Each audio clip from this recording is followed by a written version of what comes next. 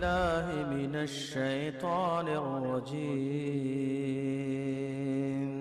بسم الله الرحمن الرحيم. هو الذي جعل لكم الأرض ذلولا فامشوا في مناكبها وكلوا من رزقه وإليه النشور. آمنتم من في السماء أن يخسف بكم الأرض فإذا هي تمور أم أمنتم من في السماء أن يرسل عليكم حاصبا فستعلمون كيف نذير. السلام علیکم ورحمۃ اللہ وبرکاتہ. نحمده ونصلي على رسوله الكريم.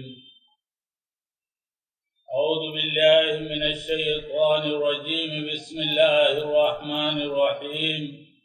یا ایہا الذین آمنوا اتقوا اللہ وقولوا قولا سدیدا.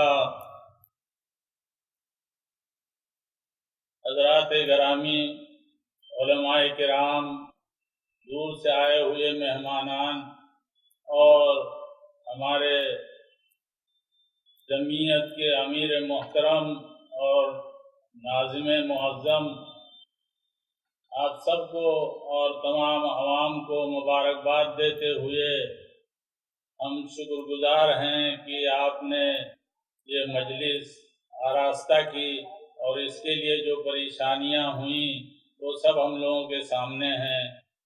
بہرحال میں نے اس سے پہلے ایک پروگرام میں صدارتی کچھ کلمات کہے تھے. وہ کلمات سن کر کے لوگوں نے بہت ہی اچھے تاثر کا مظاہرہ کیا اور کافی متاثر ہوئے تھے.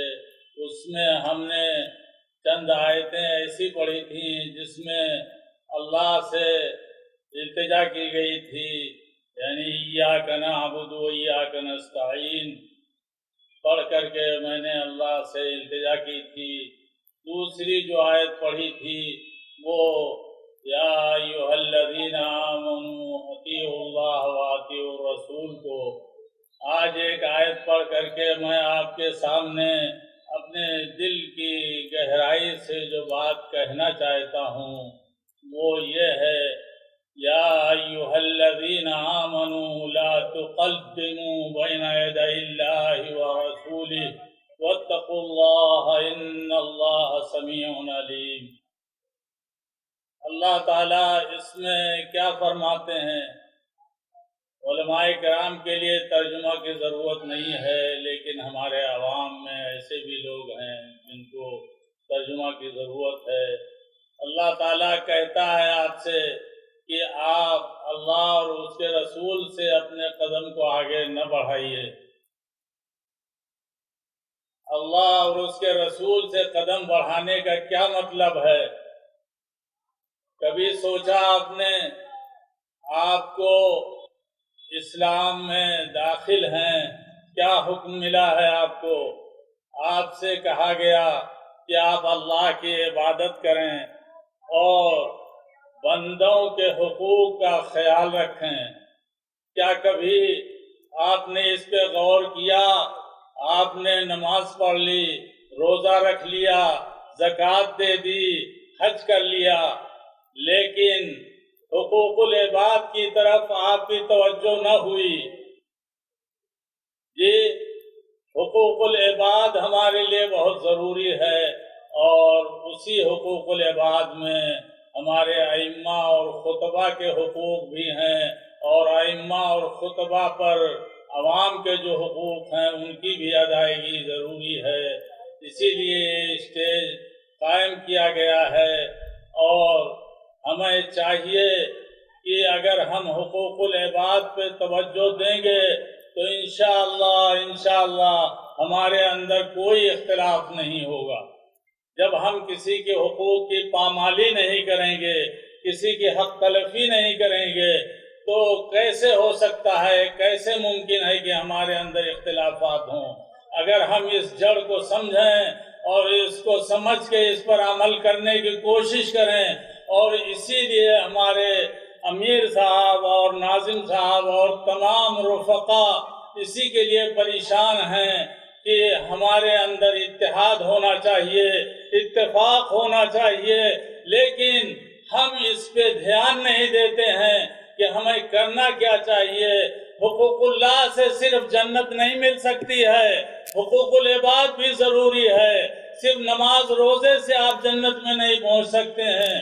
اگر آپ نے حقوق العباد کو پامال کیا، لوگوں کی تذلیل کی، لوگوں کی تحقیر کی، عمرہ کی بات نہیں مانی، تو آپ سمجھ لیجئے کبھی اتفاق ہونے والا نہیں ہے، کبھی اتحاد ہونے والا نہیں ہے۔ اور ہمیں چاہیے، ہم اعتدال کانفرنس کیے تھے، ہم کو معتدل رہنا چاہیے، اور جماعتوں کے سلسلے میں ہم کو کشادہ دل رہنا چاہیے، اور مسالک کے سلسلے میں بھی ہم کو کشادہ دل رہنا چاہیے۔ اسی لیے یہ اسٹیج قائم کیا گیا ہے تاکہ صرف سلفی حضرات کا اتفاق ہی نہ ہو، تمام مسلمانوں کا اتفاق ہو، تمام انسانیت کا اتفاق ہو۔ ضروری ہے ہم ان کے حقوق کا خیال رکھیں گے، وہ ہمارے حقوق کا خیال رکھیں گے، تو انشاءاللہ کبھی اختلاف نہیں ہوگا۔ ہم پھر مبارکباد دینا چاہتے ہیں آپ سبھی لوگوں کو۔ اللہ تعالی ہم کو ایک بنا دے، نیک بنا دے۔ کل ریاض العلوم میں ایک عظیم شخصیت نے خطبہ دیا، انہوں نے بھی یہی دعا کی تھی۔